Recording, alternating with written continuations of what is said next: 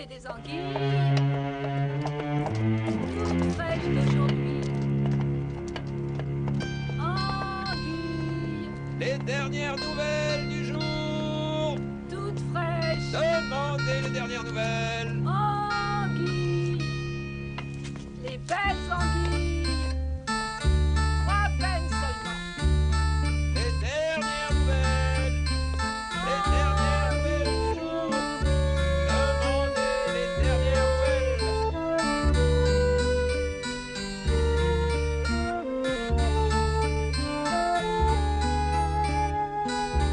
Demandez les dernières nouvelles. Les dernières nouvelles du jour.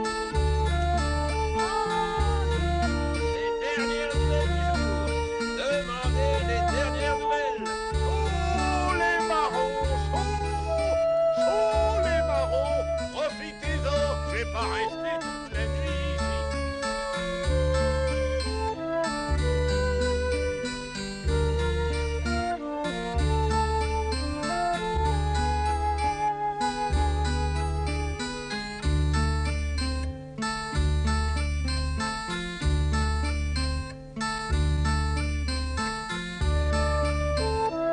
Deux têtes.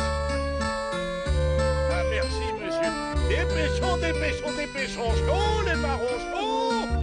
Qui n'a pas ces marrons chauds? 221B Baker Chaud, Street. les marrons. Je suis le docteur Watson. En 1889, je partageais cet appartement avec Sherlock Holmes. Je participais aussi, jusqu'à un certain point, à plusieurs affaires que devait résoudre Holmes. L'une d'entre elles, qui fut une des plus sanguinaires et des plus effrayantes, eut comme point de départ une canne oubliée par un visiteur inconnu. Il s'agissait de l'affaire que j'avais appelée la malédiction du chien des Baskerville.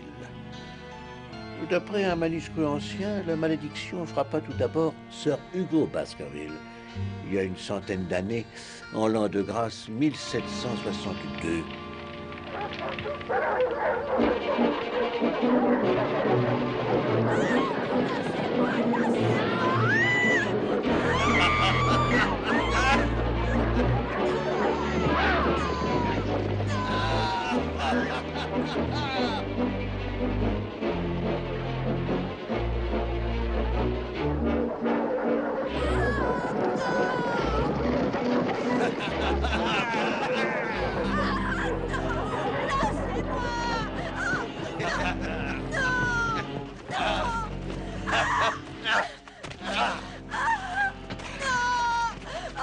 Enlevez-lui cette robe et habillez-la de soie.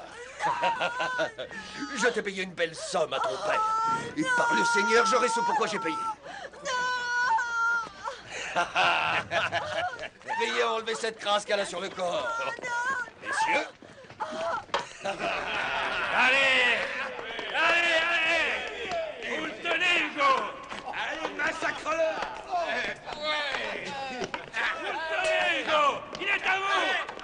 Il est pas de taille, achevez-le. Allez-y, allez. Tu es battu cette fois, Daniel, tu es battu. Allez,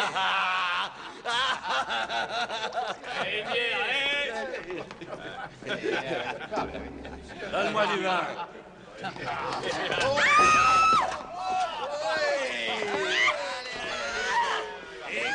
10 shillings sur la brune. 10 shillings du nerf souillant. Allez.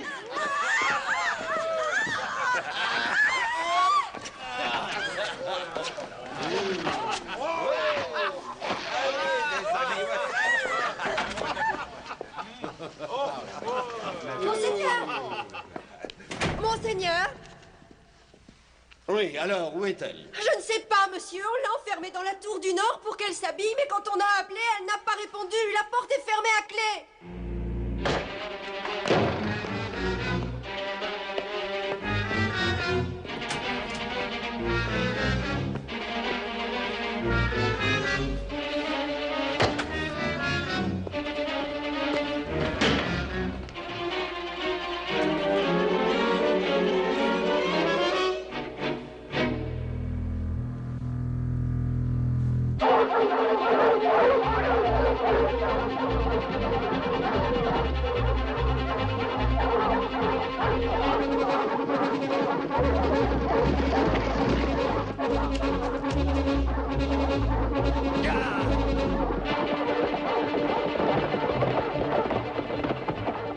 La voilà.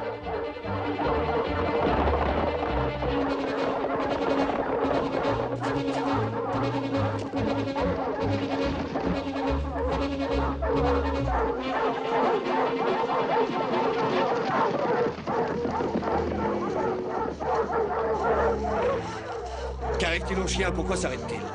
Seul un monstre diabolique peut leur faire peur. Que maudit soit le diable. Je n'ai pas peur de ce qui n'est ni chair, ni sang. Sir Hugo, prenez garde!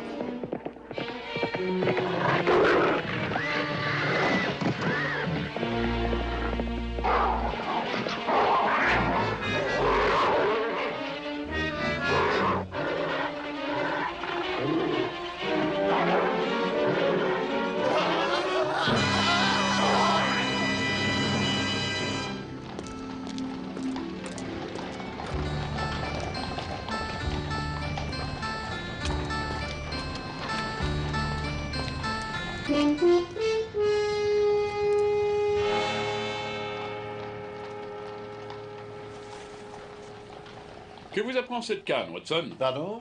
Je dois dire, Holmes, que parfois j'ai l'impression que vous aviez des yeux derrière la tête. Non, mais j'ai devant moi un service à thé fort bien astiqué.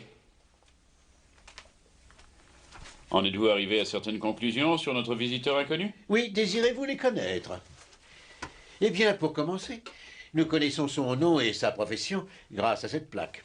Au docteur James Mortimer de la part de ses amis du CCH 1884. Je dirais que c'est un homme assez âgé, car à voir l'usure qu'il y a sur l'embout, c'est une canne de marche et non de parade. Et il semble avoir réussi à être tenu en estime. Ses amis du CCH doivent faire partie d'une société de chasse, enfin du moins, à mon avis, oui, ça doit être un médecin de campagne. Et sur quoi fondez-vous votre dernière déduction? Vous voulez dire qu'ils vivent à la campagne? Hein? Eh bien, regardez ces marques sur le bois.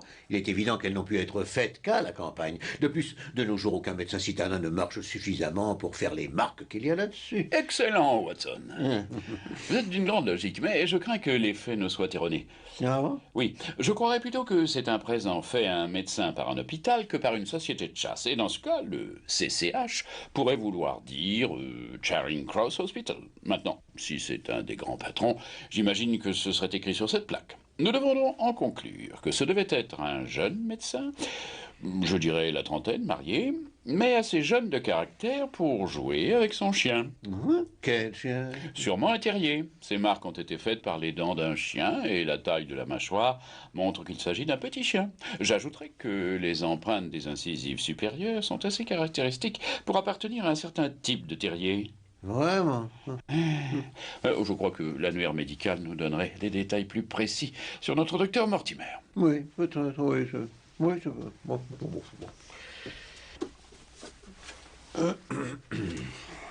Voyons. Voilà. Mortimer James. MRCS, Université de médecine de Londres, interne en chirurgie au Watson? Au Charing Cross Hospital, de 1882 à 1884, auteur des différenciations crâniennes du néolithique chez Lancet en 1882. Médecin sanitaire exerçant dans la paroisse de Grimpen, Dartmoor, Devonshire. Vous devez reconnaître que le Devonshire, c'est la campagne. Vous avez raison, Watson. Bien. Mais je crois que nous avons juste le temps d'aller rendre sa canne au docteur Mortimer. Nous y allons? Oui, bien sûr. Mais où? Au Musée royal d'histoire naturelle, voyons.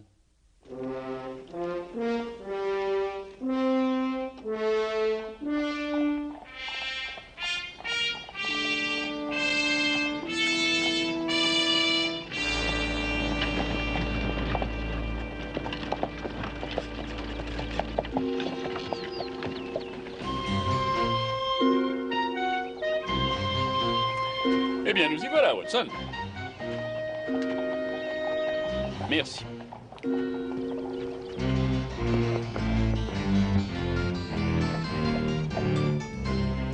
Intéressant, très intéressant. Eh bien, vous venez, Watson?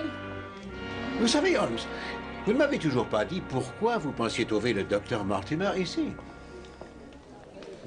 Conférence sur l'évolution crânienne? Il y avait un article à ce sujet dans le Times de ce matin. Il serait extrêmement étonnant que l'auteur des différenciations crâniennes du néolithique ne profite pas de l'occasion pour venir faire un tour à Londres. Oui, mais comment allons-nous faire pour reconnaître le docteur Mortimer? Ça ne devrait pas être difficile.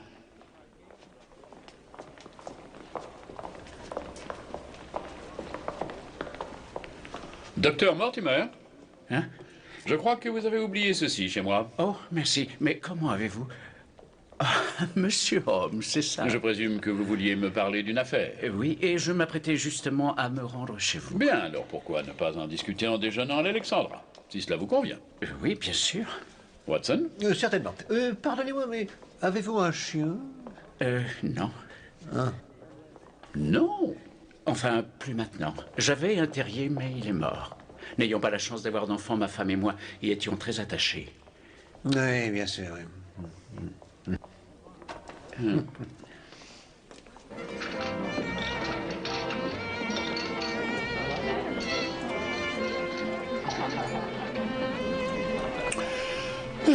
Vous devriez goûter une de ces crèmes Bourdalou, docteur. Oh non, merci, pas pour moi. Mais moi, avec plaisir. Bien. Vous nous parliez de cette fameuse malédiction du chien des Baskerville. Oui, mais vous me paraissez tous les deux déjà connaître la légende du chien. Un beau ramassis d'idiotie. En tant qu'homme de science, je suis sûr que vous êtes d'accord. Oui, évidemment. Excepté sur le fait que depuis la mort de Sir Hugo Baskerville en 1762, jusqu'à maintenant, aucun membre de la lignée ayant vécu à Baskerville n'est mort de ce que l'on pourrait appeler de cause strictement naturelle. Ce ne furent que des accidents, des disparitions, des noyades. Pas tous, en réalité, docteur. Je crois avoir lu, il y a quelques mois, que la mort de Sir Charles Baskerville était due à une cause naturelle. Il a eu une attaque. Oui, et justement, il se trouve que c'est moi qui ai trouvé le corps de Sir Charles, alors que je traversais la lande le lendemain matin. La lande?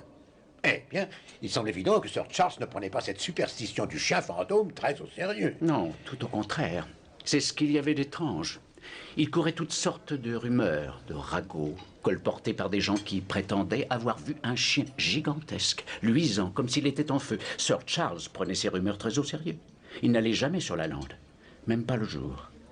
Oui, et c'est en raison de toutes ces histoires qui circulaient que j'ai pris la décision De cacher certains faits. Exactement. Quels faits?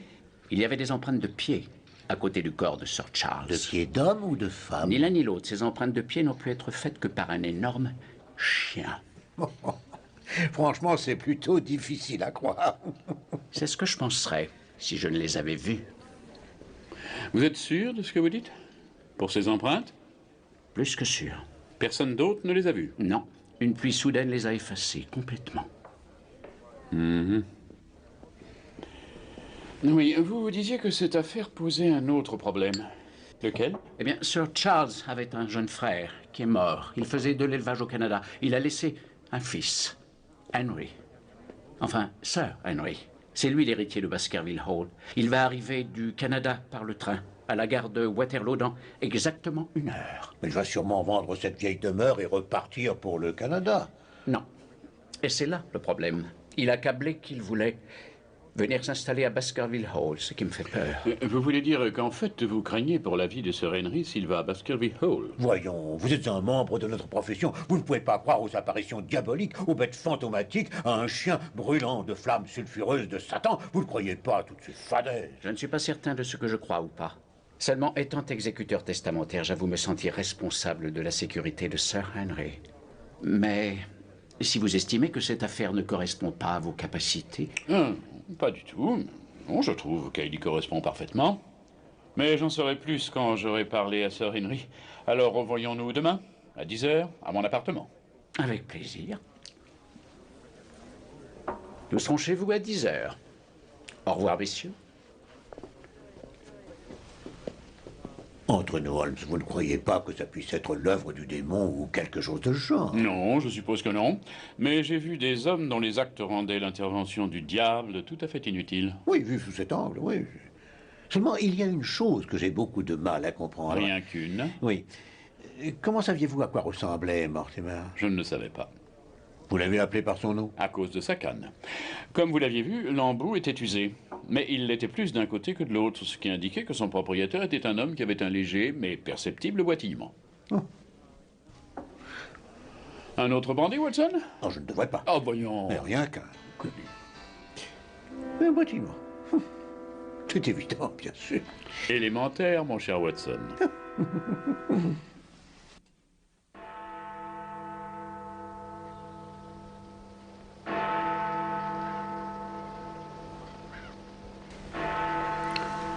Comment trouvez-vous Londres, Sir Henry? C'est trop grand pour moi. Les tramways, les calèches, tout le monde se bouscule. On a le temps de ne rien faire, aucune courtoisie. Figurez-vous qu'hier soir, j'avais mis des chaussures neuves devant la porte de ma chambre d'hôtel pour les faire cirer. Il y en a une qui a disparu. Perdue, volée, bref, volatilisée. Personne ne sait ce qu'elle est devenue. Tout le monde s'en moque. J'avoue que je n'attends qu'une chose, c'est me retrouver à Baskerville Hall. Le paysage s'y étend à perte de vue et on y est servi encore à l'ancienne. Alors vous avez décidé de vous y installer définitivement? Dès que je le pourrai. Oh, je suis au courant de cette histoire de chien démoniaque. Vous savez, affronter des loups quand on chasse dans la baie d'Hudson, là, il y a vraiment de quoi avoir peur. Mais les histoires de sorcellerie et une lettre de menace, ça n'est rien. Et si je donne mes chaussures à cirer à Baskerville Hall, aucune ne disparaîtra. Pardonnez-moi, Sir Henry.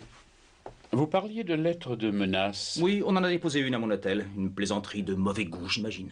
Puis-je la voir? Bien sûr. Merci. Qu'en dites-vous, Watson?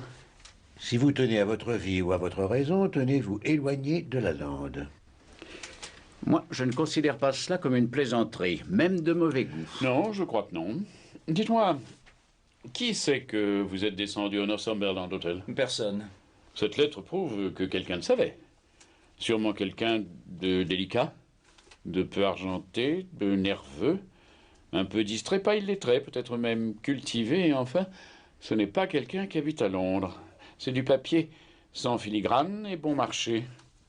Le mot land étant peu courant, a été écrit à l'encre, mais les autres mots qui sont imprimés proviennent du Times, de la page littéraire. Vous voyez, Watson, ces caractères allongés? Et vous n'avez rien à nous dire de plus? Non. Eh bien, j'ai peur que même d'autres indices ne nous donnent pas le motif de cette menace. Bien. Si nous attendions pour pousser plus loin nos spéculations de nous retrouver à votre hôtel, disons, à 2 heures. Très bien. Cela me donnera le temps de renouveler ma garde-robe. Et moi, je vais en profiter pour aller voir quelques-uns de mes confrères. Je pars avec vous, docteur. Monsieur Holmes, À tout à l'heure. Au revoir. Ne devrions-nous pas accompagner Sir Henry?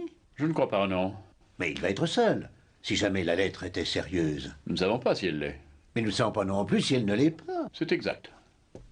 Dites-moi, Holmes, vous ne croyez pas que vous prenez cette histoire un peu à la légère? Je ne crois pas. Ce n'est pas que ces histoires de superstition m'impressionnent le moins du monde, mais comme William Macbeth Thackeray le dit si bien...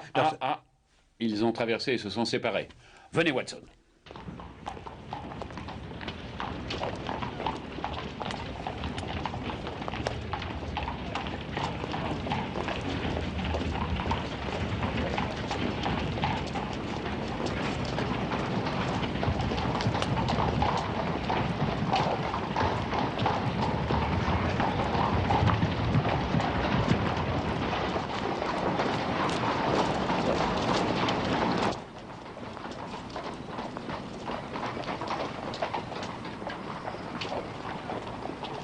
Oh là!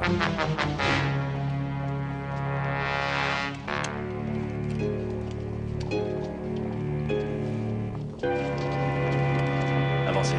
Allez!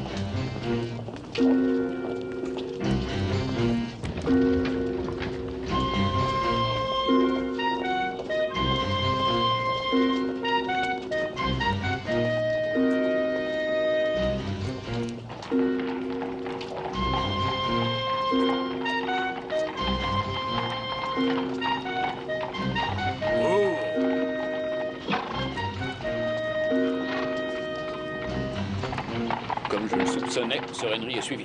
Écoutez, nous allons faire le tour par l'autre rue.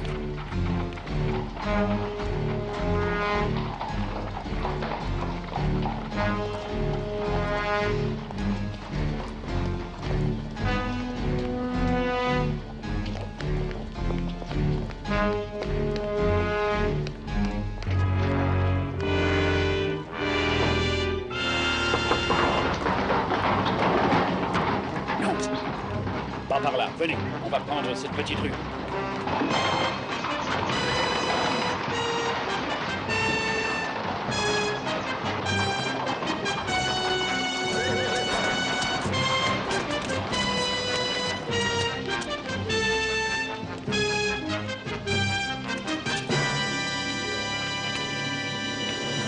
Oh, quelle malchance! Non, ce n'est pas de la malchance, Watson. C'est de la stupidité, ma propre stupidité.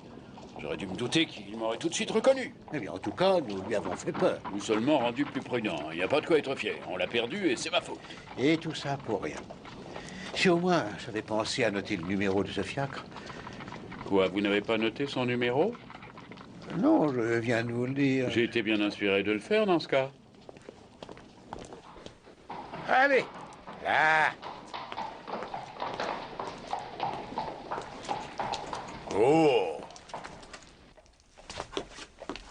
Bonsoir, monsieur. Higgins, ces gentlemen voudraient des renseignements sur un client que vous avez conduit du côté de Barkham Square il y a 1 heure. Vous le rappelez? Oh, parfaitement, monsieur. Il m'a donné 3 livres pour le conduire partout. Il me le dirait. Il m'arrêtait, me faisait repartir d'un côté ou de l'autre. Et tout à coup, il est descendu sans un mot. Pourriez-vous nous le décrire? Oh, sans aucun doute, monsieur, sans aucun doute.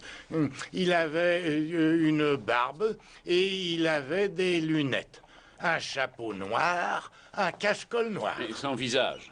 Oh, ordinaire, je dirais. Oui, ordinaire, c'est tout. Mais je connais sa profession. Détective, c'est lui qui me l'a dit. Et il m'a même dit comment il s'appelait aussi, en précisant que je devais le répéter à personne. Son nom était... Holmes? C'est exactement ça, Holmes, Sherlock Holmes. L'impertinence de cet homme est incroyable, absolument incroyable. C'était peut-être aussi qu'une autre façon de se déguiser. Je pense que cette fois, nous avons un adversaire extrêmement dangereux et très intelligent. Avec lui, nous devons... À quel jeu 307, c'est la suite de Sir Vous me Henry. prenez pour un imbécile, c'est ça? Attendez, mais que faites-vous? Oh, rien, monsieur. J'ai trouvé la chaussure de monsieur et je suis venu la lui rapporter. Vous m'en rapportez une. Il y en a une autre qui a disparu. Mais j'ai cherché partout, monsieur. Eh bien, continuez à chercher et trouvez-la. Oui, monsieur. C'est insensé. On met ses chaussures devant la porte de sa chambre et on découvre qu'il y en a une de perdue, volée, égarée. Cette Ou perte est alors... sans importance, Sir Henry. Montrez plutôt à Monsieur Holmes la nouvelle lettre de menace. Ce n'est pas pour les chaussures. Elles étaient vieilles. C'est le principe qui est grave. Si on ne peut plus se fier... Pardonnez-moi, Sir Henry. Cette lettre dont le docteur vient de parler. On l'avait glissée sous la porte. Tenez. Merci. Le démon vous attend à Baskerville Hall. Ne tentez pas le destin. Hein, le découpage des mots me rappelle quelque chose. Auriez-vous le Times de ce matin? Oui, là. Merci.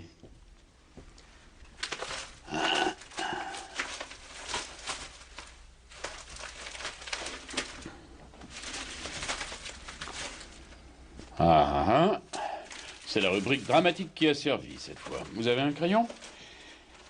Tenez, regardez. Le démon. À côté de Cruel, nous avons le destin, etc. Eh oui, tout cela semble très révélateur. On peut donc être sûr que ces 2 lettres ont été écrites par la même personne. Peut-être bien.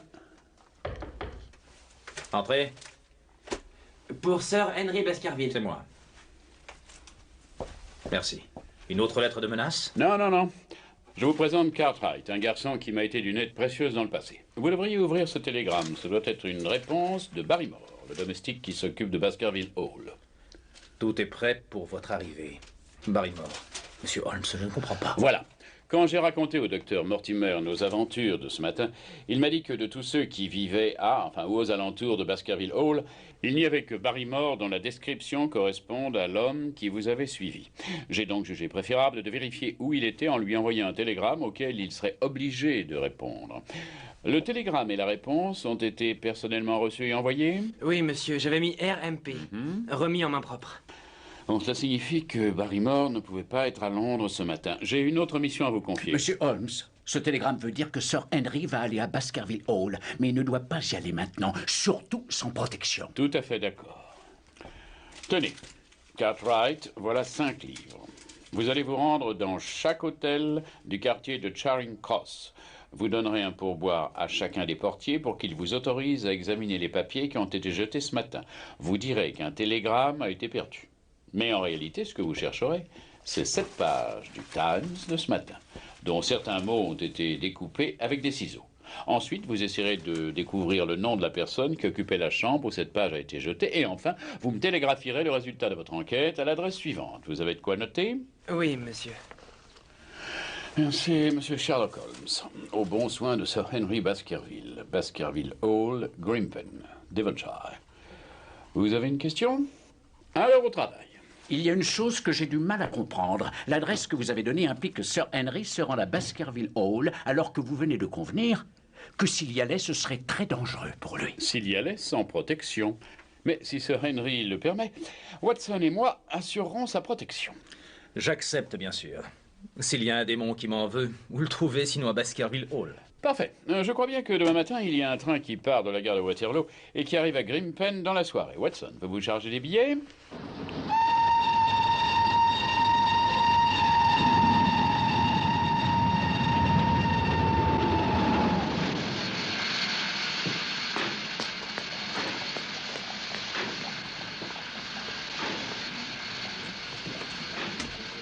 Où vous rendez-vous, messieurs?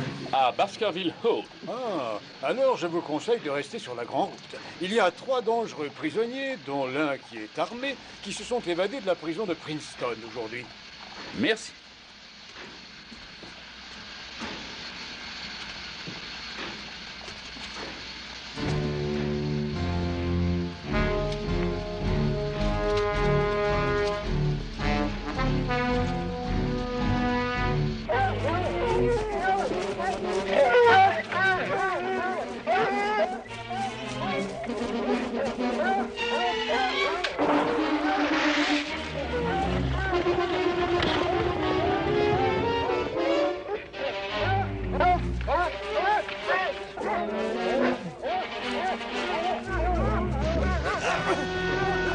Au secours!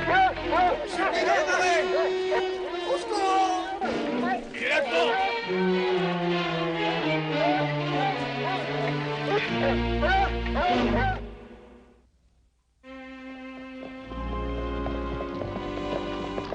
Oh là, oh là!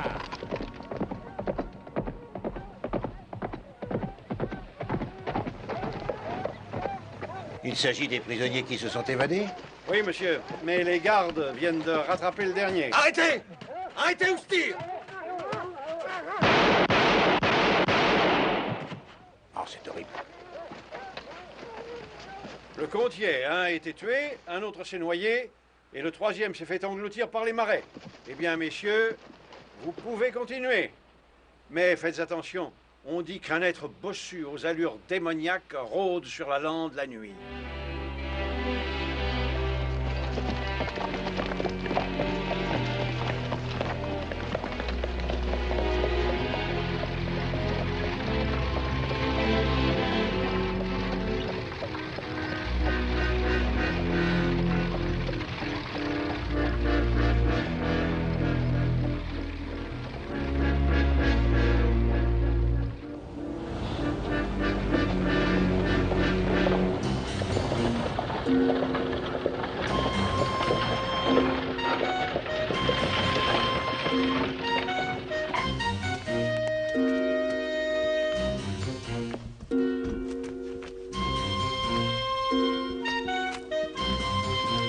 Merci. Sir Henry, Je suis Sir Henry. je suis Barrymore, et voici ma femme. Nous avons tout préparé selon vos instructions, monsieur. Si vous voulez bien me suivre.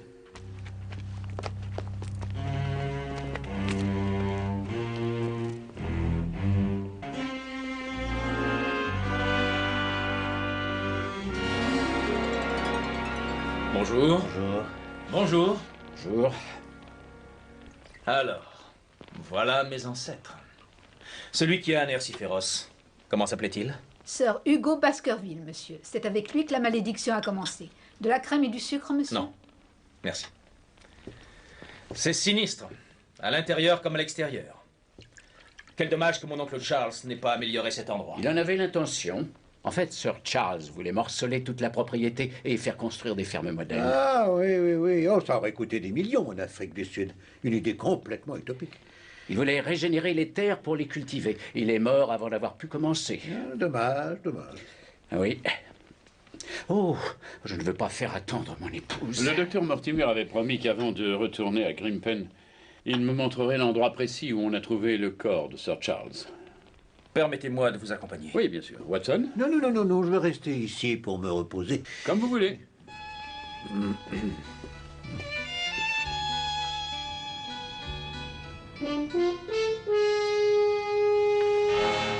C'est dans ce coin? Oui, ici. Enfin, là. C'est exactement là que j'ai trouvé le corps de Sir Charles.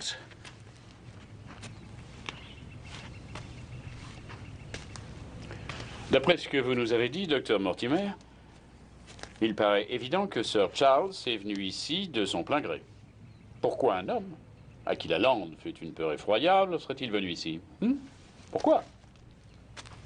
L'herbe couchée que vous avez découvert sur la butte le lendemain matin révèle qu'il est resté là à attendre jusqu'à ce que quelqu'un ou quelque chose l'effraie suffisamment pour qu'il en meure. Pourquoi? Pourquoi?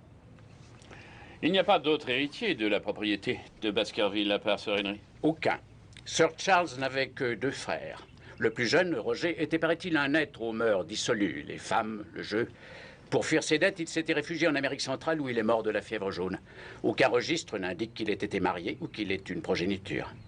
Docteur, vous êtes certain que les empreintes de pied de Sir Charles et celles du chien allaient dans cette direction? Tout à fait certain. Ce sentier part de derrière la maison.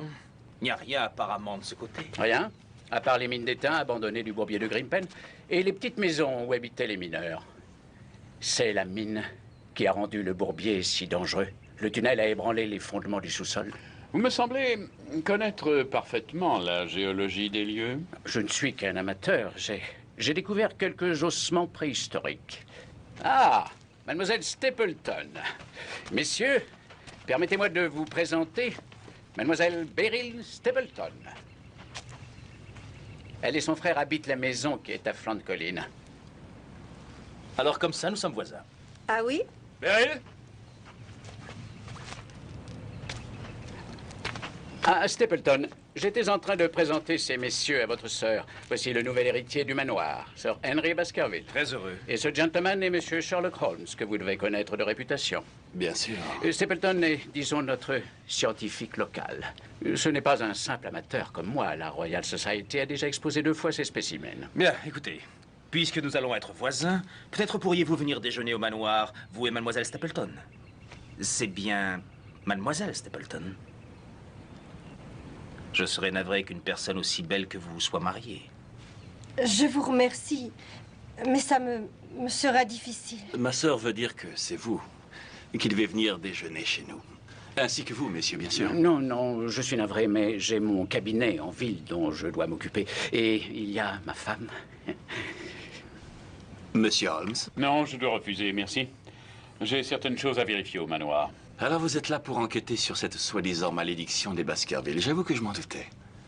Mais comment un homme de votre intelligence peut s'intéresser à ce genre de baliverne? Je ne le comprends pas. Je vois que vous ne croyez pas du tout à cette histoire de créatures démoniaques. Pas du tout. En tant que scientifique et ancien professeur, je me considère comme un rationaliste convaincu. Oh, je vous en prie, voyons, Stapleton. Vous devez quand même reconnaître qu'il se passe des choses étranges sur la lande. Rien qui ne puisse être expliqué rationnellement. Ce n'est pas votre avis, monsieur Holmes? Pour le moment, je voudrais garder un esprit ouvert à toutes les possibilités, même si je risque de paraître crédule.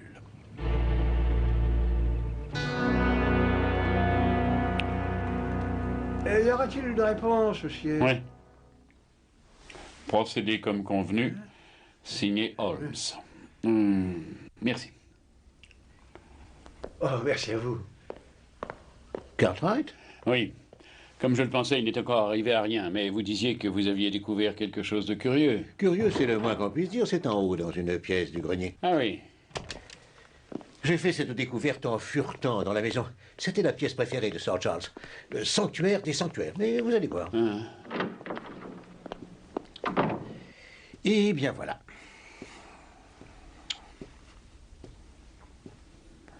Barrymore m'a certifié qu'on n'avait touché à rien dans cette pièce, ni changé quoi que ce soit. Comme vous le voyez, les journaux de Sir Charles sont là où il les avait laissés. Je vous avoue que je ne vois rien de curieux. Ah, vraiment? Rien, hein? Ah. Si vous éclairiez ma lanterne. Regardez là. Une brûlure qui n'a pu être faite que par de la cendre incandescente, et à côté, les restants de la cendre. Or, le docteur Mortimer nous a dit que, sur son insistance, Sir Charles avait arrêté de fumer. Donc, Mortimer a-t-il été franc avec nous? Ou ne serait-il pas venu quelqu'un d'autre dans cette pièce? Peut-être même la nuit où Sir Charles est mort. Ce n'est ni l'un ni l'autre. Cette brûlure n'a pas été faite par des brins de tabac. Il y a encore des traces distinctes de fibres de chanvre. Donc, ce qui a brûlé, c'est un genre de papier épais qu'on utilise pour les testaments, les documents officiels. Mais ça peut venir de la cheminée. Non, non, non, non, non. Je crois que ce papier a été brûlé tout près du tapis. Je crains que ce ne soit inutilisable. Voyons. Peut-être pas entièrement.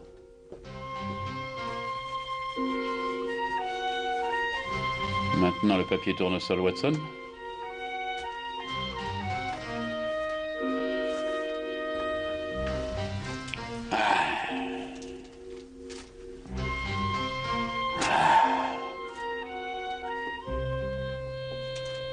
Lisez ça. PS, je vous en prie, puisque vous êtes un gentleman, brûlez ce message et soyez à La Roche-Noire ce soir à 10h, LL. Vous aviez raison, Holmes. Sir Charles attendait bel et bien quelqu'un sur la lande. Il attendait LL. Peut-être que dans le registre paroissial, vous trouverez quelque chose.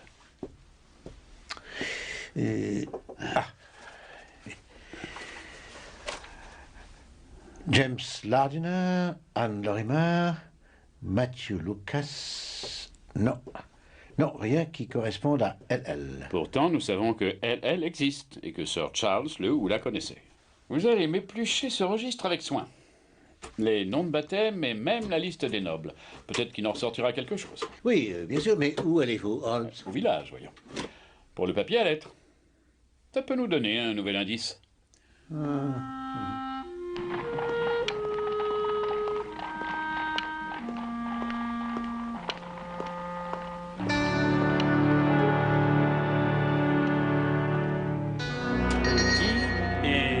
Présumé droit d'usage public sera supprimé. Hein?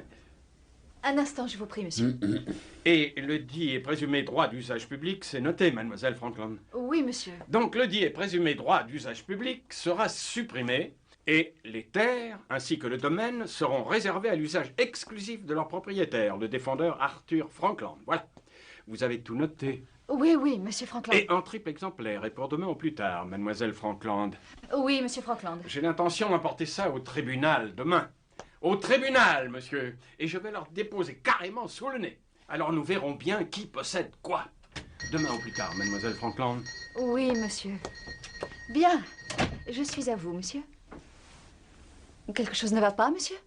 Votre nom de famille est celui de ce gentleman. Coïncidence? Oh. Tenez. Oh, monsieur Holmes. C'est mon père. Je ne vois pas pourquoi je vous le cachais, puisque n'importe qui dans le village pourrait vous le dire. Mon père et moi, nous nous sommes fâchés. Pour une histoire d'ordre privé qui date d'il y a 4 ans. Je suis allée à Liverpool et j'y ai appris la sténographie. Quand je suis revenue, j'ai ouvert ce magasin. Malgré cela, mes relations avec mon père n'ont pas changé. On ne s'adresse toujours pas la parole et il n'est pas question que ça change. Il y a une exception, car mon père engage assez souvent des poursuites judiciaires. Et il n'y a que moi qui sache taper à la machine dans le village. Je vois. Eh bien, si je peux pousser plus loin la curiosité, vous arrive-t-il d'avoir du papier à lettres qui serait fabriqué avec du chanvre indien? Oh oui, j'en ai là. Ah. Vous souvenez-vous en avoir vendu récemment? La semaine dernière, non. Non, je voulais dire ces derniers mois. Oh, oh oui. Oui, j'en ai vendu au pasteur, ainsi qu'à mademoiselle Dean, la bibliothécaire, à monsieur Fellows, c'est le maître d'école. Oh, et il y avait Sir Charles Baskerville qui en commandait souvent, avant sa mort. Oui, je vois. J'ai peur de ne pas vous avoir beaucoup aidé. Pas de façon spécifique, mademoiselle, mais merci.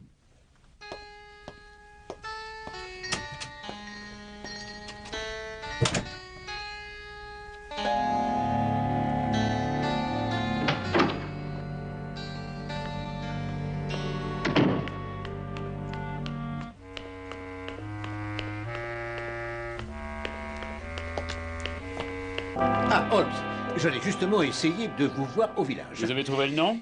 Non, j'ai seulement trouvé un brigadier à la retraite. Laszlo Ford, mais il a 90 ans passés. En réalité, il y a un autre télégramme pour vous et qui est marqué urgent.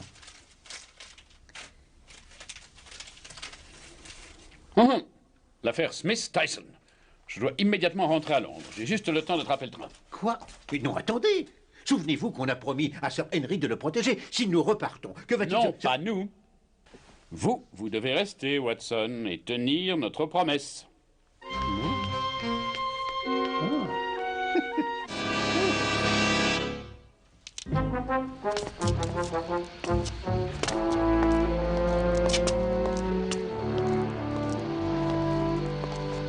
Voilà votre sac, Holmes. Oh, merci, Watson. Je reviens aussi vite que je le peux, et pendant mon absence, Watson assurera votre protection. Vous êtes armé, Watson? Oui, Je ne crois pas que ce soit utile. Je ne suis pas de votre avis. Tant que nous ne savons pas plus, évitons de prendre le moindre risque. Donc, je préfère que vous ne sortiez pas seul, et vous devez me promettre que sous aucun prétexte, vous n'irez sur la lande la nuit.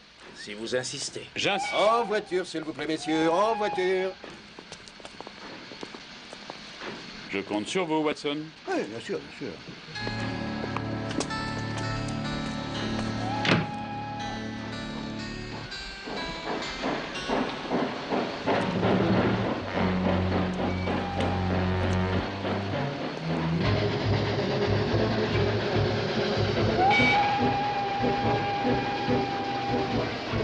Ça pourrait être un fantôme.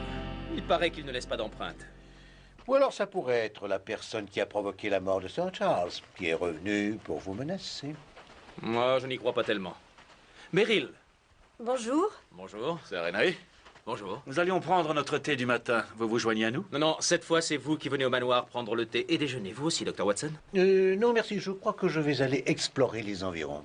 Soyez prudent, docteur. Oh, pourquoi? Il se passe des choses étranges sur la lande. Je le sens. Ma charmante sœur croit fermement au fantomatique chien des Baskerville. N'est-ce pas? Oui, j'y crois.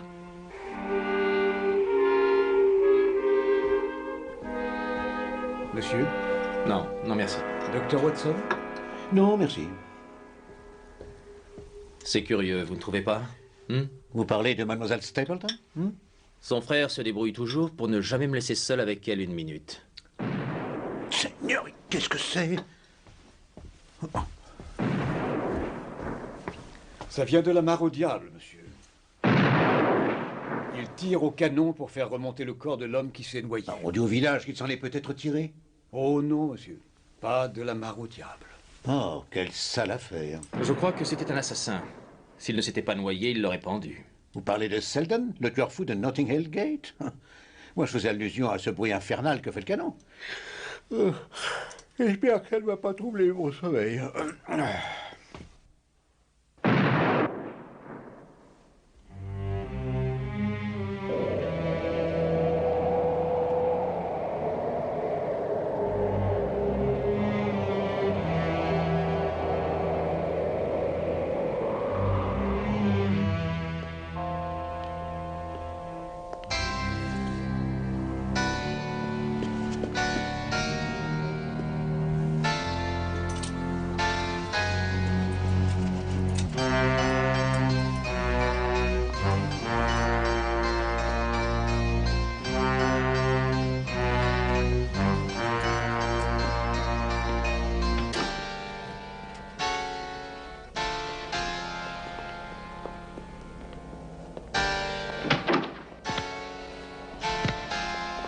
Vous avez entendu, vous aussi? Oui. Débrouille pas. C'est de ce côté. Allez.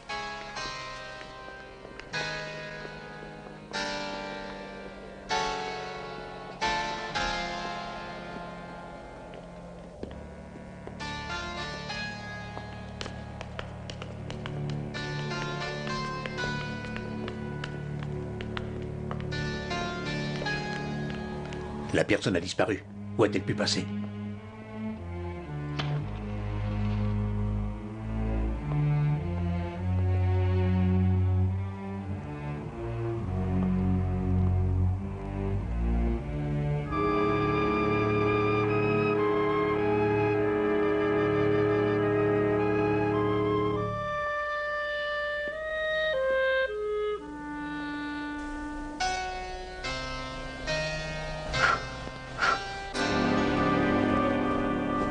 Ah, vous allez encore voir mademoiselle Stapleton? Exactement. Et il n'y a aucun doute que je verrai aussi son frère, malheureusement. Au fait, dites-moi ce que vous pensez de ça. J'ai donné de vieux vêtements à Barrymore et il en a été très heureux.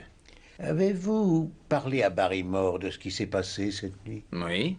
Il m'a dit n'avoir rien entendu. C'est curieux. Oui. Bien, à plus tard.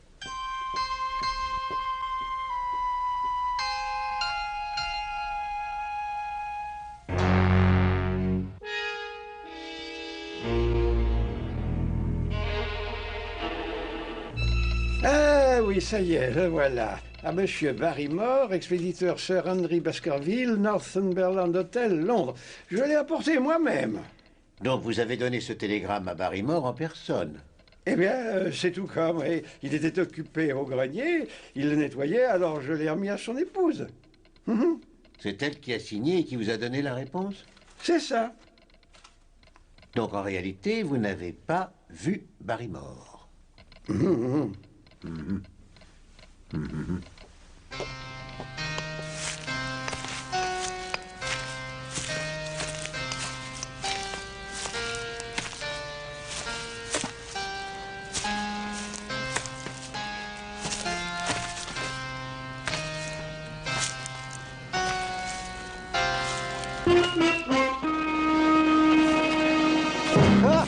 Doucement, doucement. Vous savez que ça peut être fatal. Oui, j'ai eu peur que...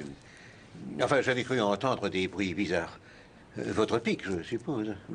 Oui, les fouilles, c'est ma passion. Vous voyez le crâne qui est là? Il se pourrait qu'il provienne de Piltdown. C'est étonnant de le trouver dans notre région. Je suis si fier que j'ai demandé à l'Académie royale de l'enregistrer sous le nom de John Llewellyn Mortimer, le vertébratus du Pléistocène. Llewellyn? Vous n'êtes pas gallois? Oh, si, par ma mère. Regardez-le. Ce n'est pas une merveille. J'espère en trouver beaucoup d'autres s'ils ne détruisent pas le sol avec des fermes et des canaux d'irrigation. Oui, le genre de choses que Sir Charles projetait de faire avant de mourir. C'est cela, oui. Savez-vous que vous m'avez fait très peur? Je ne savais pas que c'était vous. Je pensais que c'était l'homme mystérieux de la lande. Celui dont tout le village parle. Certains disent que c'est une énorme et effroyable bête sauvage. D'autres disent que c'est un bossu avec un enfant. Ils craignent que cette créature diabolique n'attire leurs enfants dans le bourbier de Grimpen. Oui, oui, bien sûr. Vous n'y croyez pas une seconde. Non, non, non, non, bien sûr que non. Quoique, il y ait quelque chose d'étrange sur la lande la nuit. J'en ai la sensation. Vous n'y croyez pas? Oh, peut-être bien. Oui, peut-être bien.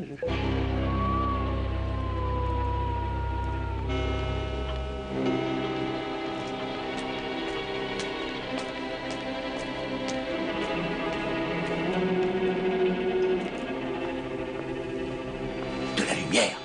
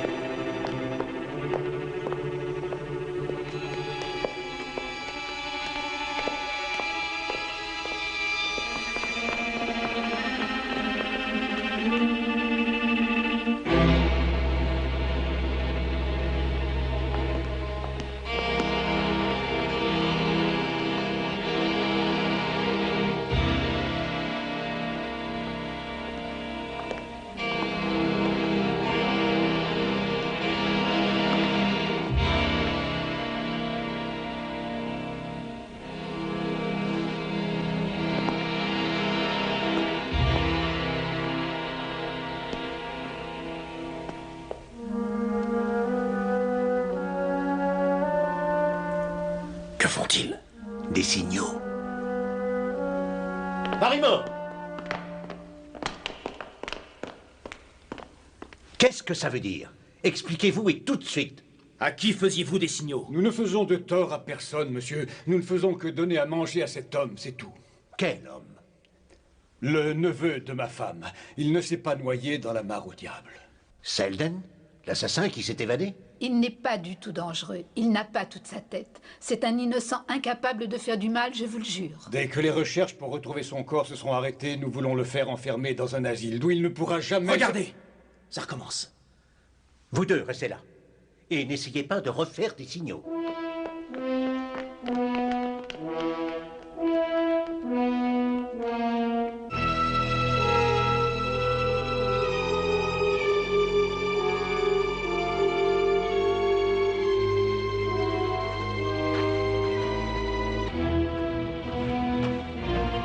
Posez votre lanterne sur cette souche, Sir Henry. Maintenant, venez, allons le cacher, avant que Selden n'arrive.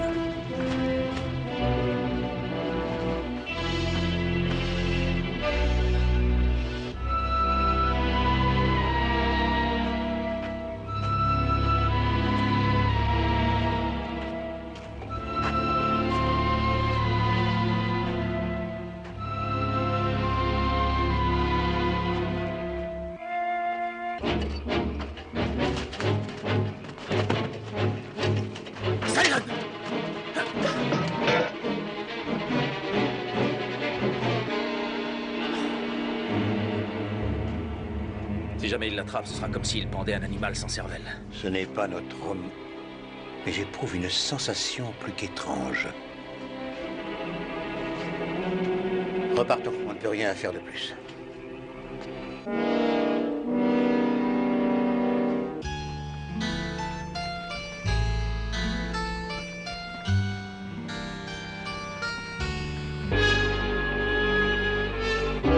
Arrêtez ou je tire. Savez-vous que je pourrais vous attaquer pour violation de propriété privée et conspiration? Conspiration? Mais de quoi? Et avec qui, monsieur? Mortimer, évidemment. Il aimerait creuser mes terres à cause de sa folle passion pour les ossements. Voilà la conspiration. Oh, après tout, quelle importance. Allez, oublions ça. Aujourd'hui, c'est un jour à marquer d'une pierre blanche pour moi. 3 affaires ont été acceptées en une seule audience du tribunal de Sa Majesté. 3. Je vais apprendre à tous ces gens qui manquent d'égard que la loi est la loi et qu'Arthur Frankland n'a pas peur de la faire respecter. Frankland? Ah oui, bien sûr, votre fille est la sténo du village. Ma fille? Oh, sachez qu'elle n'est pas ma fille. Elle n'a même pas le droit de porter le nom de Frankland. En tout cas, pas depuis qu'elle m'a défié et qu'elle s'est enfuie à Liverpool pour épouser une espèce de scélérat dont elle n'est même pas osé divulguer le nom. Il doit y avoir quand même un recours légal. Alors, votre opinion, monsieur? Oui, je suppose. Exactement. Car voyez-vous, si je vous accorde le droit de passage aujourd'hui, demain je verrai apparaître cet étranger à l'allure suspecte qui rôde constamment par ici. L'étranger? Vous l'avez vu? Où est-il? De ce côté. Vers ces petites maisons vides là-bas.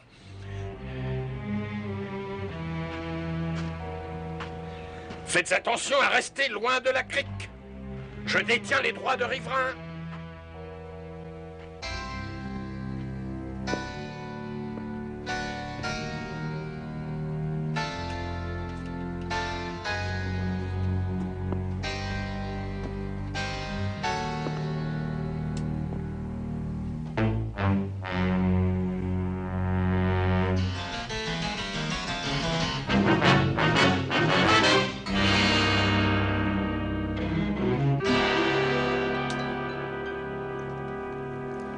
Bonjour, Watson. Holmes? Ce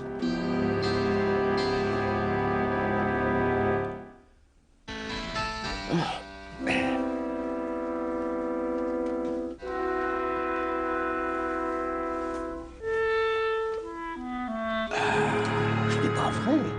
Alors pendant tout ce temps, vous étiez là?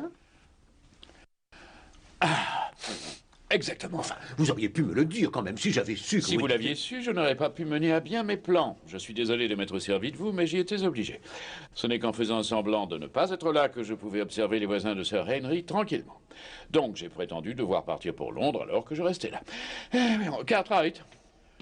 C'est le jeune Cartwright qui m'a fourni du linge, de la nourriture, et qui a aussi transmis certaines questions par télégramme grâce auxquelles j'ai eu de précieux renseignements. Je suppose que maintenant vous savez que le deuxième prénom du docteur Mortimer est Llewellyn. Oui, je le soupçonne fort de pouvoir être le fameux LL qui a conduit Sir Charles à la mort. Possible. Mais ne serait-ce pas plutôt les initiales de Laura Lyons, qui est le véritable nom légal d'une certaine mademoiselle Frankland? Il est étonné. J'ai aussi appris d'autres choses, mais nous les approfondirons en discutant avec Madame Lyons. Oui, oui, mon vrai nom est Lyons. J'ai été mariée, mais je l'ai été seulement quelques jours. Ensuite, j'ai quitté mon Vous mari. avez caché votre nom et votre mariage à tout le monde. Non, rien qu'à mon père. S'il avait découvert le nom de l'homme que j'ai épousé, il aurait sûrement fait un scandale au tribunal. Il aurait profité du fait que je voulais demander le divorce. La preuve. Même Sir Charles m'avait aidé à engager un bon avocat. Et le docteur Mortimer connaissait mon projet. Monsieur Stapleton, ne le connaissait-il pas lui aussi? En réalité, n'était-ce pas à cause de votre liaison avec lui que vous vouliez divorcer? Non! Allons, ne niez pas. J'ai été le témoin de vos rendez-vous secrets avec Stapleton. Mais ce n'est pas un crime de vouloir se marier. Non, pas s'il avait lui-même essayé de divorcer avec la femme qu'il fait passer aujourd'hui pour sa sœur. Oh, mais ça ne peut pas être vrai. Je ne vous crois pas. Vous n'avez pas la moindre preuve. J'en ai. Cartwright. Documents, articles, photos, télégrammes de confirmation. Tout ceci prouve que Beryl Stapleton n'est et n'a jamais été la sœur de Stapleton, mais sa femme. Ces documents prouvent que son père était un planteur anglais du Honduras britannique quand Stapleton l'a épousé. Stapleton fit faillite, revint en Angleterre et changea de nom. Il ouvrit une école et fit encore faillite. Il changea encore de nom pour échapper à ses créanciers et il vint dans le comté de Devon sous le nom d'emprunt de George Stapleton. Mais enfin, Holmes, comment Voyons, avez-vous- rappelez-vous, Watson, que Stapleton nous a dit avoir été professeur. À partir de là, c'était facile. Il n'y a rien dans la société anglaise qui soit aussi détaillé et précis que le curriculum vitae d'un professeur. Vous êtes convaincu maintenant? Oui. Alors admettez que vous êtes la Hell qui a écrit une lettre à Sir Charles pour l'implorer de vous retrouver sur la lande la nuit de sa mort. Oui, mais c'était Monsieur Stapleton qui a insisté pour que je la lui écrive. Il est allé jusqu'à me la dicter. Il était sûr que Sir Charles me donnerait assez d'argent pour que le dernier arrêt de mon divorce soit enfin rendu. Et Sir Charles m'a effectivement donné assez d'argent. Alors vous l'avez vu sur la lande cette nuit-là? Non, non, ce n'était plus la peine que je le voie cette nuit-là. Parce que dans l'après-midi, quelqu'un m'avait apporté suffisamment d'argent de sa part. Qui? Le docteur Mortimer. Je peux tout vous expliquer sans difficulté. Nous allions vous en prier. Ce n'était pas l'argent de Sir Charles que j'ai donné à Mademoiselle Frankland. Il n'y a rien de plus facile à vérifier. Sir Henry a tous les papiers de Sir Charles et il a la clé de son coffre privé. Mais d'où venait l'argent alors? D'où? En réalité, c'était mon argent. Vous lui avez donné votre argent? Pourquoi? Eh bien, j'étais au courant de son dilemme, mais en réalité, si je lui avais dit que c'était le mien, ma femme aurait pu... Eh bien, elle... Tout ça est assez embarrassant. Je crois que j'ai un patient qui m'attend. Vous voulez dire que votre femme aurait pu être jalouse? Non. Pas vraiment jalouse. John Llewellyn, qu'est-ce que ça veut dire? Avec qui et de quoi parles-tu? À personne et de rien. Chérie, de rien. Ne me raconte pas d'histoire. Si jamais tu as l'intention d'aller boire avec ces deux-là, je te préviens que tu pourras aller déjeuner ailleurs et dîner ailleurs aussi. J'espère que c'est compris.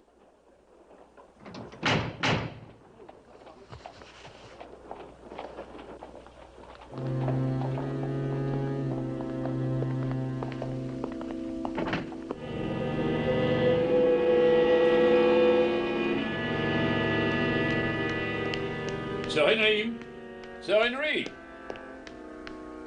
Barrymore! Oui, monsieur?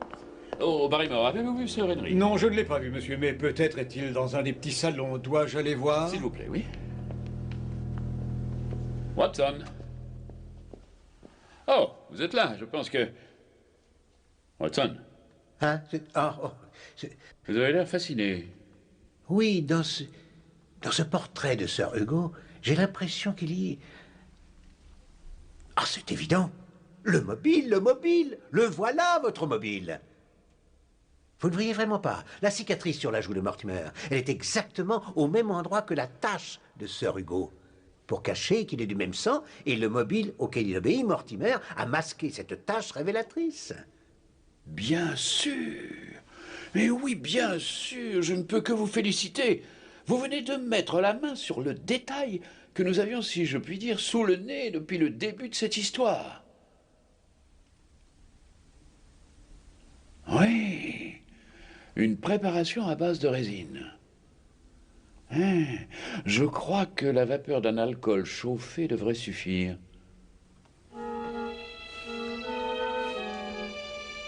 Un petit peu plus haut, oui.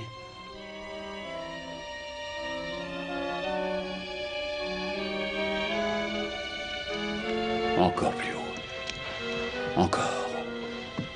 Voilà.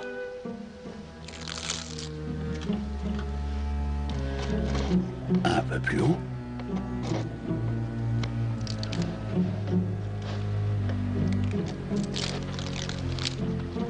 Ça vient.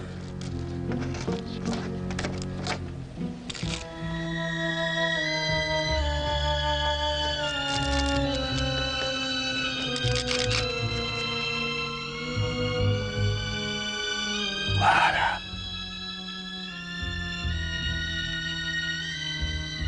Regardez. Stapleton. Il a modifié ce visage pour cacher sa ressemblance avec Sir Hugo. Et dire que ce matin j'ai laissé Sir Henry seul avec lui. Mais je ne sais pas où est Sir Henry, monsieur. Je pense que vous le savez, Madame Barrymore. Si vous voulez avoir une chance de sauver votre neveu de la potence, madame, dites-nous où peut se trouver Sir Henry et le plus vite sera le mieux. J'ai entendu ce qu'il disait sans le vouloir, mais il m'a fait jurer de ne le répéter à qui que ce soit. Il a un rendez-vous secret avec Mademoiselle Stapleton. Où? Sur la lande, monsieur.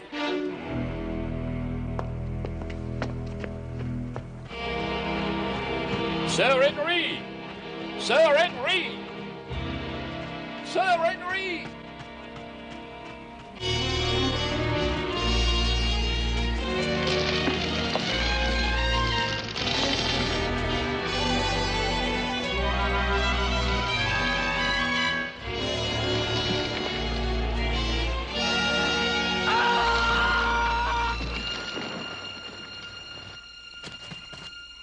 Sir Henry est mort. Non, Watson. Ce n'est pas Sir Henry. Selden. Mais c'est Sir Henry qui aurait dû être la victime. Je pense que Barrymore a donné les vieux vêtements de Sir Henry à ce pauvre Selden. Une malencontreuse charité. Qu'est-ce qu'il y a? Que s'est-il passé? Il y a eu un accident. Sir Henry. Après être parti, j'ai entendu un cri. Mais je ne comprends pas. C'est Selden, le prisonnier qui s'est évadé. Apparemment, il ne s'est pas noyé dans la mare au diable. Que s'est-il passé? Quand il a vu que Watson et moi nous le poursuivions, il s'est enfui et, dans sa panique, il est tombé. Alors ce n'était pas le chien des Baskerville? Non, mademoiselle. Tout comme votre frère, je ne crois pas un seul instant à ces balivernes surnaturelles de chiens démoniaques. Mais je crois que nous avons affaire à un dangereux criminel en chair et en os. Sir Henry, je me sens tout à fait rassuré. Car cet homme étant mort, vous ne risquez plus rien maintenant. Ce qui fait que Watson et moi, nous allons rentrer nous occuper d'une pressante affaire qui nous attend à Londres. Une affaire? Oui, l'affaire Smith-Tyson, Watson. Je crois avoir trouvé le coupable, mais il nous reste encore à le prouver. Ah oui, bien sûr. Mais quelque chose ne va pas. Ce pauvre diable n'a pas pu envoyer les lettres de menace, et ça ne peut pas être non plus le barbu qui me suivait à Londres. Ce qui nous amène à son complice, Barrymore. Barrymore? Vous êtes sûr? Eh oui, Barrymore. Barrymore était prêt à tout pour empêcher Sir Henry de revenir à Baskerville Hall, sinon il n'aurait pas pu réussir à secourir Selden. Ah oui, je comprends. Quand comptez-vous partir, monsieur Holmes? Et par le premier train du matin.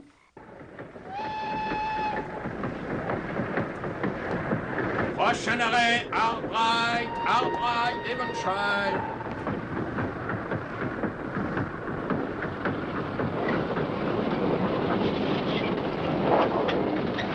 Albright.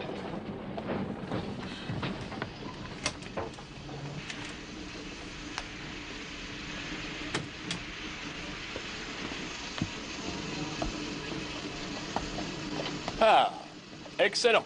Vous nous avez amené l'inspecteur Lestrade, selon mes instructions. Inspecteur, je suis sûr que notre ami Cartwright vous a mis au courant de ce qui s'est passé. Oui, et j'ai bien l'intention d'intervenir tout de suite en arrêtant ce misérable qui dit s'appeler Stapleton. Oh non! Non, pas encore de preuves suffisantes pour nous le permettre. Non, si nous voulons l'arrêter, il faut le prendre sur le fait. Soit, mais comment? Eh bien, il faut essayer de piéger Stapleton. C'est à cette fin que j'ai demandé à Sir Henry d'accepter une invitation à dîner chez le Stapleton ce soir. Il va y mentionner qu'il a décroché les tableaux ancestraux des murs de Baskerville Hall, car il a le projet de les nettoyer et de les faire restaurer. À la suite de quoi, il dira aussi qu'il doit retourner immédiatement au Canada. Nous sommes convenus qu'à 10 heures précises, il prendra congé de ses amis et qu'il rentrera au manoir en passant par la lande.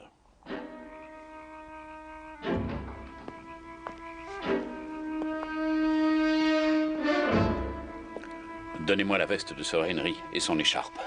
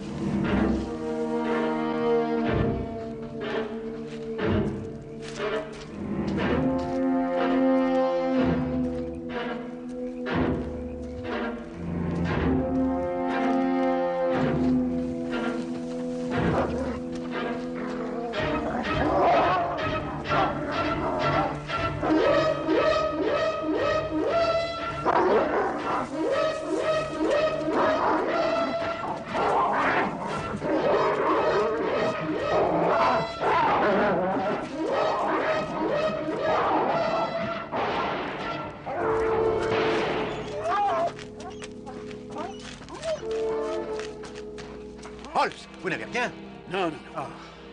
Non, je n'ai rien, je n'ai rien. Il faut qu'on le suive. Le chien? Non, non, il est mortellement blessé. Il y a un animal beaucoup plus dangereux à capturer.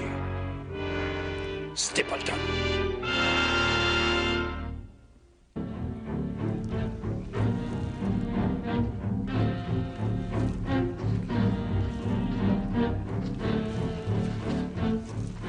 Les traces de pas s'arrêtent là. Oui, comme je m'y attendais. Il a dû aller vers la vieille mine. Mais... regardez. C'est la chaussure que j'avais perdue à Londres. Pas perdue, Sir Henry. Elle vous a été volée par Stapleton. Pour mettre le chien sur votre piste, il lui fallait quelque chose qui soit à vous et que vous ayez déjà porté. C'est pourquoi la chaussure neuve qu'il avait volée la première fois ne lui convenait pas. Regardez, regardez. Les traces du chien. Il a voulu suivre son maître. Stapleton! Stapleton! Par ici, Holmes! Le voilà! N'avancez pas, Lestrade! Ce sont des sables mouvants! Aucun moyen de traverser. Si, il y en a un. Regardez. Là. Vous voyez cette mousse argentée? Vous la voyez? Elle ne pousse que sur les roches siliceuses. C'est elle qui va nous montrer le chemin. Venez!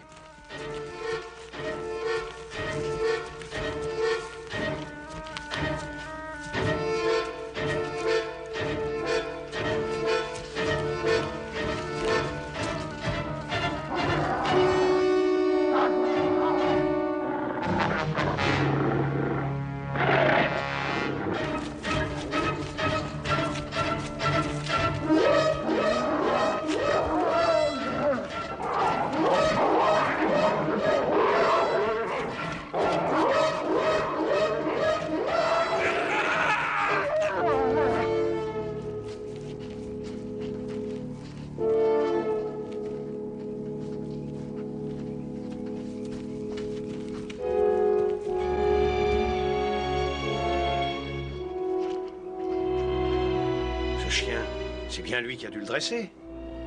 Alors pourquoi s'est-il retourné contre lui? Ce chien, dans les affres de l'agonie, se serait emparé de n'importe quelle proie pour l'entraîner dans la mort avec lui. L'homme peut créer le mal, mais il ne peut jamais le contrôler.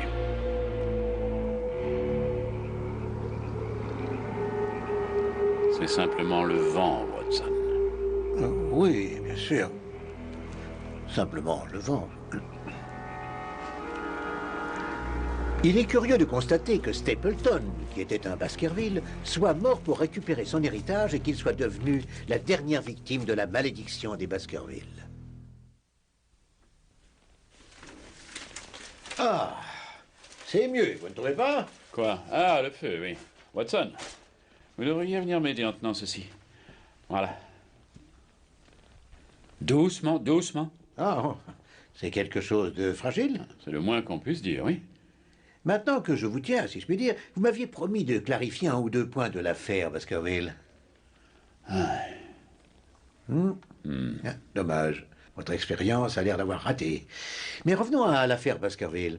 J'aurais pourtant cru que les différents aspects de cette affaire étaient tout à fait clairs. Ah, tout à fait, tout à fait. À part 1 ou 2 détails. La femme de Stapleton, par exemple. Je suppose que c'est pour cacher qu'il était lui-même un Baskerville qu'il essayait de la faire passer pour sa sœur. Oh, en partie, oui. Veuillez l'approcher de la flamme. Pas si près, pas si près. Voilà. Mais surtout, il espérait se servir d'elle pour séduire Sir Charles et le mettre en position de faiblesse. Seulement, Madame Stapleton a refusé de le suivre dans ses projets. Ce qui fait qu'il a été forcé de faire intervenir sa conquête, Mademoiselle Frankland ou Madame Lyon, si vous préférez. Merci. Et les lettres de menace qu'il a reçues ici à Londres, ce n'était qu'une autre ruse de Stapleton pour nous tromper. Non, pas du tout. Elles étaient tout à fait sincères, mais écrites par sa femme. Voyez-vous, elle savait que Stapleton avait l'intention de tuer Sir Henry, et elle a fait de son mieux pour empêcher ce dernier d'aller à Baskerville Hall. Voudriez-vous presser cette poire? Comme ça? Oui, c'est bien. Mais en faisant ça, elle risquait sa vie. Ah oui, je suis tout à fait convaincu que si jamais elle avait réussi, Stapleton n'aurait pas hésité à la tuer, elle aussi. Son objectif était de tuer Sir Henry. S'il l'avait pu, il l'aurait fait. Ce chien, qui, soit dit en passant, était caché et enfermé dans la mine abandonnée de Grimpen Moor, avait été dressé à devenir un tueur de la pire violence. Si Stapleton avait pu, il aurait fait massacrer Sir Henry par le chien. Vous vous approchez, non? J'espère avoir éclairci ce qui était obscur. Oui. Et qu'est-ce que c'est? Ça? Lestrade m'a demandé de vérifier quelque chose. Je lui avais dit que ce n'était pas de la pure nitroglycérine, mais j'ai préféré en être certain, naturellement. Ah, naturellement. Naturellement. Oh, il y a d'autres échantillons là-dessus, là, si ça vous intéresse. Non, j'ai un rendez-vous important à mon club, voyez-vous. Dommage. Ah, une dernière chose, voudriez-vous jeter ça dans la poubelle en partant? Attrapez. Oui, mais... Je ne toucherai pas aux autres échantillons avant que vous soyez revenu. Je ne voudrais pas vous retarder. Non, j'insiste. C'est très aimable à vous. Je vous remercie.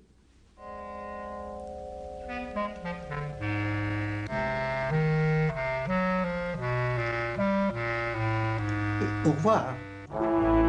Il faut reconnaître que Holmes était un homme de génie, mais il avait un sens de l'humour très particulier. Malgré tout, je savais qu'à mon retour au 221B de Baker Street, la prétendue nitroglycérine que Lestrade avait apportée à Holmes promettait une autre aventure passionnante.